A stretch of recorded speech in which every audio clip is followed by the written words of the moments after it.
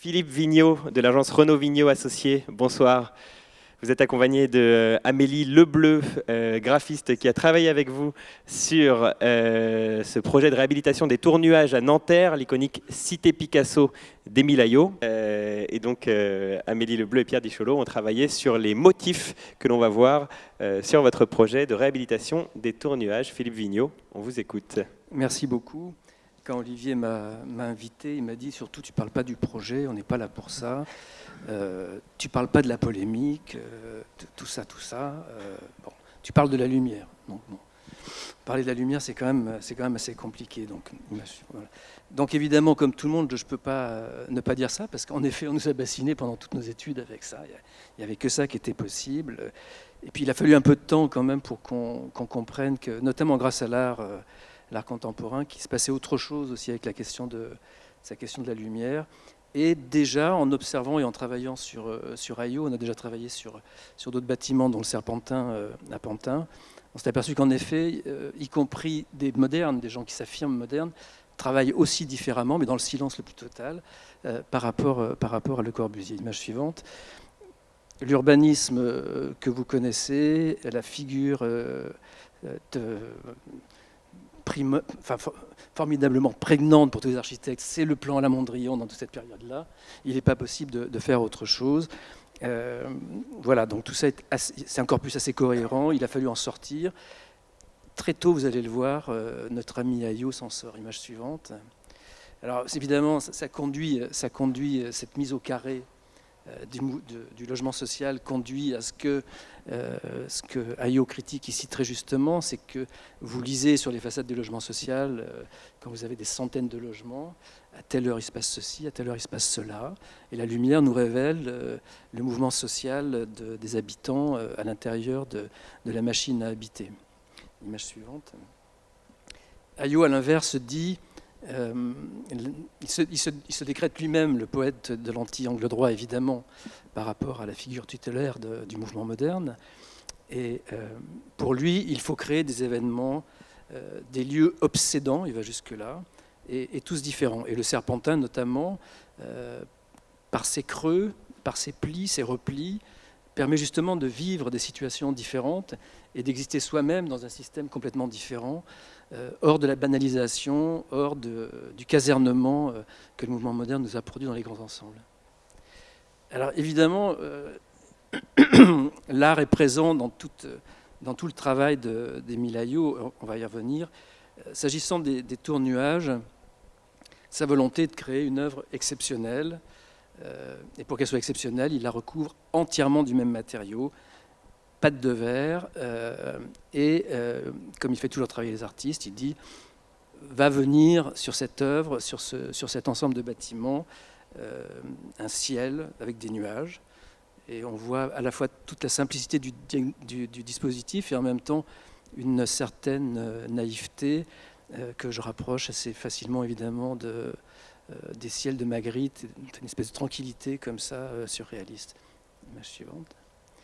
En même temps, on est déjà dans les années 70, donc il y a tout un mouvement pop qui se développe, Warhol notamment, mais pas que, et on voit bien qu'il y a une espèce de violence quand même qui est faite au bâtiment par la couleur. Il le veut lui-même, l'ami Aillaud. Les façades doivent être pensées colorées et non pas la couleur ajoutée. Et toute sa famille travaille avec lui, le fils Aillaud, Rieti qui est son gendre, Laurence Aillaud qui est sa fille, qui est sculpteur, Eva Lukasiewicz qui fait de la mosaïque, je ne sais pas quel est le substantif, et qui est la femme d'un de ses collaborateurs. Donc on voit qu'il vit dans un environnement culturel, pictural, sculptural, artistique très fort. Il a notamment rencontré Warhol. Enfin voilà, on est quand même dans un environnement culturel très daté. Les tours-nuages dans la nuit, une installation moderne dans la nuit, dans la ville, pardon, on peut se poser la question. En tout cas, là, il s'agit d'une raffinerie, et quand on voit l'image suivante, je pense à la première. Donc, il est vrai que quand on a abordé le sujet, on l'a abordé d'une manière artistique immédiatement, et pour nous, immédiatement, ça a été une installation urbaine. Et il revient par le texte en disant que précisément, et on y reviendra nous aussi, il décale les fenêtres pour que soit rendu illisible le temps social de chacun des habitants et qu'il y ait une forme d'appropriation précisément du logement et de l'image du logement et de la vie de ces quartiers. Image suivante. Dans le même temps, le land art se développe aussi, et là on voit ce qui est extraordinaire, c'est un modelé dans le désert, donc un sculpteur, Michel Heiser, qui pendant 30 ans a travaillé sur ces choses-là. Donc évidemment, on voit comment petit à petit il va modeler le sol, et c'est pas sans rapport avec, vous allez voir ce que fait Ayo, image suivante, dans le sens où il dit mon sol sera le contraire d'une dalle. Donc on voit bien qu'à chaque fois il cible tous les apports, soi-disant, du mouvement moderne pour les détourner, rebondir et en faire autre chose. On pourrait parler d'urban art, je ne sais pas. Et là, en plus, se rajoute dans son travail l'art du labyrinthe. C'est-à-dire que là aussi, il s'oppose aussi à la charte d'Athènes, V1, V2, etc. Il cible tout ça et on passe à autre chose dans un modelé labyrinthique. Alors, comment on vient sur ce sujet ? On vient sur ce sujet à travers un concours qui a un énoncé extrêmement précis, réhabilitation thermique et réinterprétation artistique des façades des tours-nuages à Nanterre. Et évidemment, c'est dès ce moment-là, la question patrimoniale dont on a parlé tout à l'heure se pose, les oppositions classiques se posent et vont se mettre en place, mais je n'en parlerai pas car je ne suis pas ici pour en parler. Image suivante. C'est une image complètement improbable d'un IGH, 100 mètres de haut et 100 mètres de périmètre. Il faut voir que la création des replis et des plis que souhaite Ayo crée un linéaire de façade absolument considérable. Qui peut imaginer un instant que le tour d'une tour fait 100 mètres, c'est invraisemblable. Donc il y a 18 tours, il y a 8000 fenêtres, 8 hectares de façade à réhabiliter. On est quand même dans la très grande dimension, on n'est plus tellement dans le bâtiment, mais plutôt dans l'installation urbaine.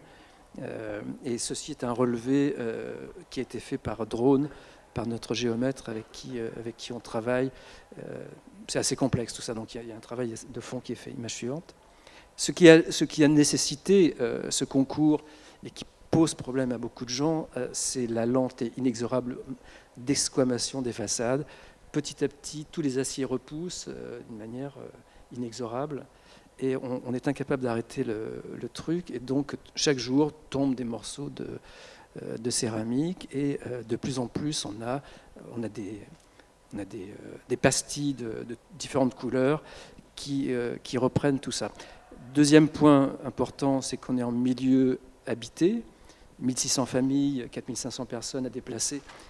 Il n'en est évidemment pas question, donc l'isolation se fera évidemment par l'extérieur, c'est évidemment une passoire énergétique. Et troisième point qui vient corser le tout, c'est qu'on ne sait pas faire de la pâte de verre au-dessus de R+7. Donc quand on met tout ça bout à bout, on est sûr qu'au bout, il y a la polémique. Image suivante. Là, je reviens un petit peu sur la géométrie insensée de ce bâtiment. Il fallait être un peu dingue quand même. Et alors, c'est souvent le même cercle, mais dans des postures complètement différentes. Et donc, là aussi, les drones et les géomètres ont bien travaillé pour qu'on ait le relevé exact des replis pour ensuite les restituer d'une manière assez précise. On a l'analyse des rayons, la complexité des périmètres, etc. Tout ça est mis en place. Image suivante. On voit une première image du drapé que vous avez vu en plan. Je précise aussi que la pâte de verre n'est pas un matériau inerte et mat. C'est un matériau qui a une certaine transparence et qui a énormément de brillance. L'image suivante le montre. Ça, c'est des photos prises sur le serpentin d'Émile Ayo. On voit que dès qu'il y a le soleil, paf, ça pète, ça claque. Et donc, Émile Ayo maîtrisait tous ces éléments. Image suivante. Complexité et rigueur du drapé.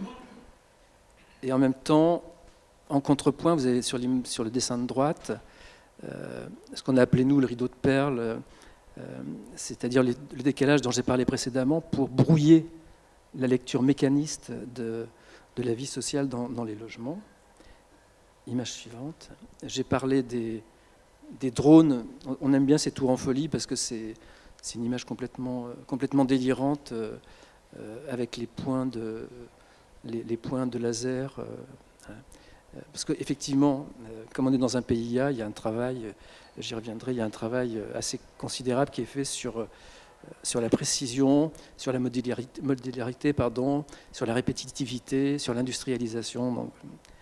Et en même temps,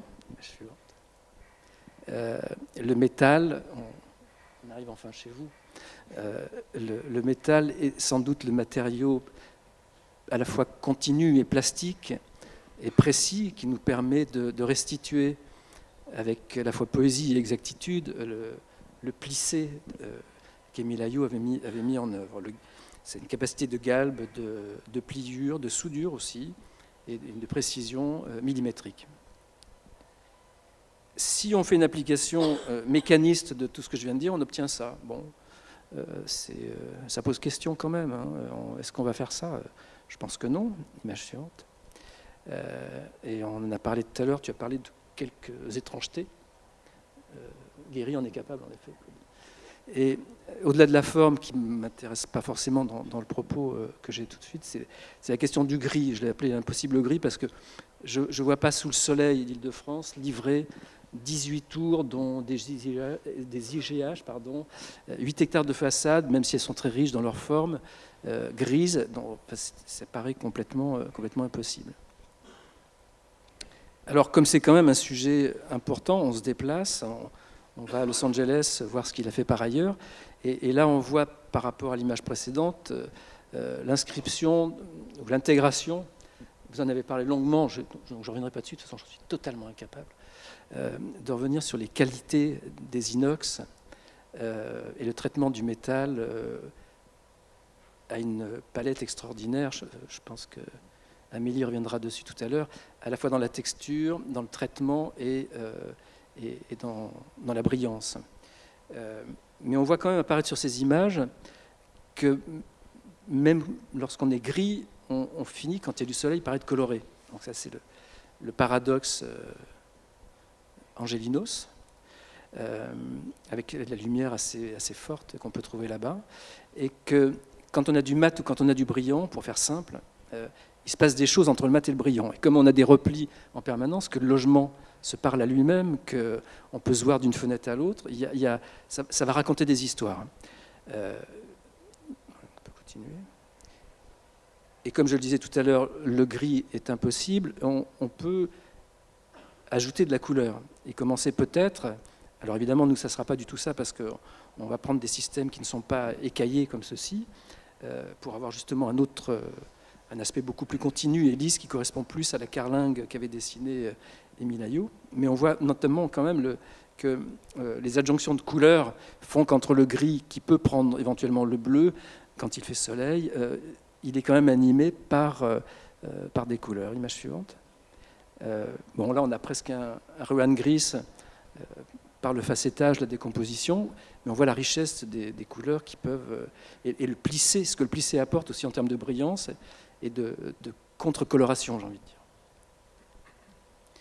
Émile Aïaud s'est quand même intéressé de très près aux questions de la brillance et son projet qui n'a pas été réalisé, Tête Défense, et donc il a deux bâtiments, il en a un noir et un blanc, qui sont couverts de miroirs et qui donc à la fois se parlent entre eux et réfléchissent la ville. C'est une donnée importante dans la connaissance du travail d'Aïaud, lorsque soi-même on veut aborder le travail d'Aïaud, de comprendre ce qu'il était capable d'accepter, ce qu'il allait chercher, et peut-être de se permettre, de manière tout à fait courtoise, de réintroduire quelques-unes de ces données complexes. Et lui-même, Aïaud, avait été impressionné par le four solaire. Ceux qui ont été étudiants dans les années 70 se rappellent, cher Francis, je pense que tu te souviens du bruit que ça faisait dans les écoles d'architecture, parce que c'était l'introduction déjà du solaire et l'introduction des questionnements. On voit qu'un demi-siècle, enfin au moins 40 ans après, voire 50 ans, le chemin considérable qui a été fait par les architectes et techniciens, c'est-à-dire n'a pas bougé d'un iota. Mais à l'époque déjà, la question des murs trombes, puisque c'est le nom aussi de l'ingénieur qui avait travaillé là-dessus, ça n'a pas bougé d'un pouce, quoi. En tout cas, l'image forte avait impressionné Hayot et avait réintégré. On est quand même dans une période où l'écologie apparaît. René Dumont apparaît, je ne sais pas si ça parle à quelques-uns d'ici, avec son écharpe rouge.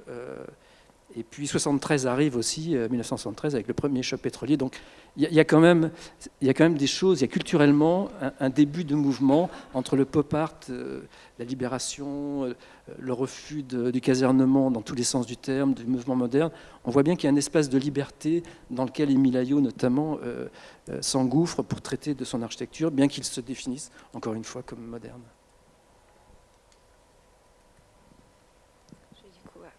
Bonsoir à toutes et à toutes. Ravie d'être parmi vous ce soir. Je vais prendre la suite de Philippe Vigneault pour vous présenter également le travail qu'on a pu faire sur la réinterprétation artistique des façades, de commun accord évidemment avec les architectes.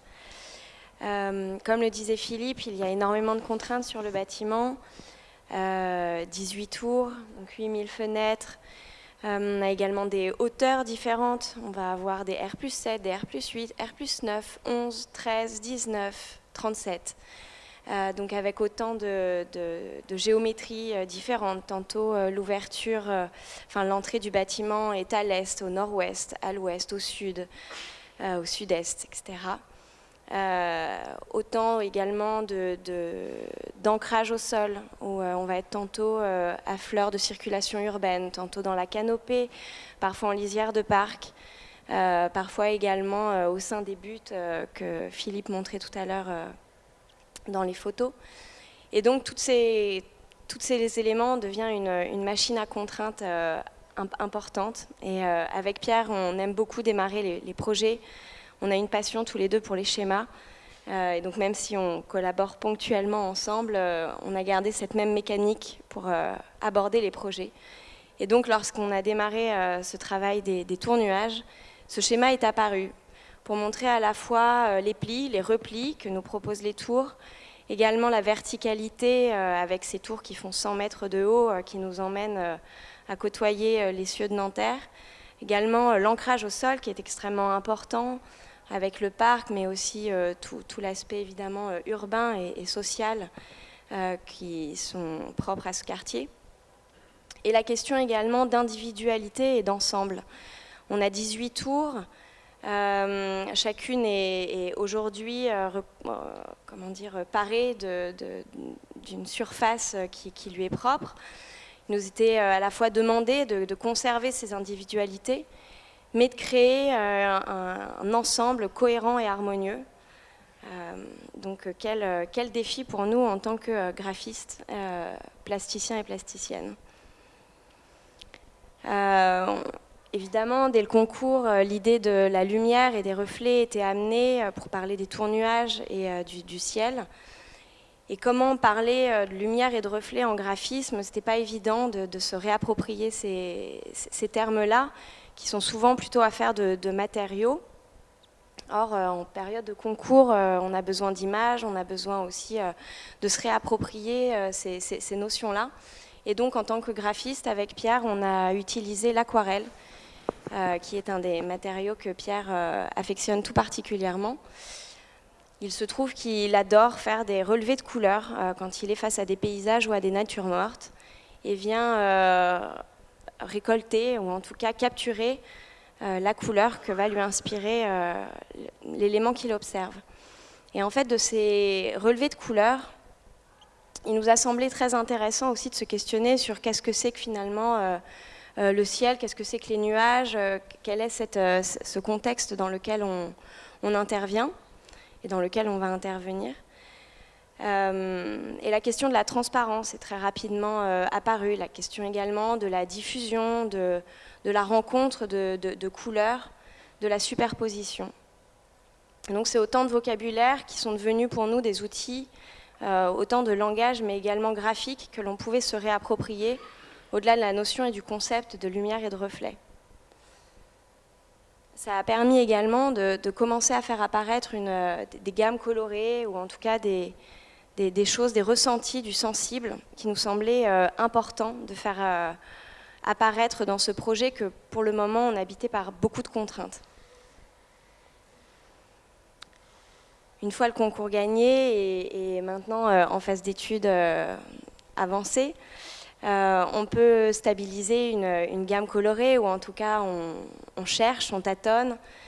On est également en discussion avec des fabricants sur les possibilités de faire fabriquer des teintes qui n'existent pas encore, de se rapprocher des sensations qu'on a pu avoir au début du projet, pour vraiment laisser être habité par la poésie à la fois du bâtiment, du lieu, mais aussi du projet d'Émile Ayo, qui était très engagé dans le fait que les Tours Ayo soient également un endroit où l'imaginaire allait pouvoir circuler, être présent, un espace également pour les enfants. Une phrase qu'il dit souvent, c'est qu'en gros pour les adultes on ne peut plus faire grand chose, on est déjà terriblement conditionné, mais qu'en revanche tout est à faire pour les générations à venir. Et ce discours qu'il tenait il y a 50 ans est encore très vrai aujourd'hui, et on essaye donc par l'utilisation des couleurs, des matériaux, de se réapproprier cette phrase et ce discours qui résonne pour nous très fortement. Et donc on a réussi à aborder des couleurs, qu'elles soient autant dans les gris, mais les noirs également, qui vibrent vers les bleus. On va avoir des ors, des cuivrés, des bronzes, des champagnes, toutes ces teintes-là qui permettent à la fois de parler du ciel, mais également de la terre, du parc qui est juste à côté et qui avoisine les Tours Nuages, et de mettre aussi un petit peu de distance par rapport au quartier de la Défense qui est juste derrière, qui est très bleuté, très en miroir et en métal.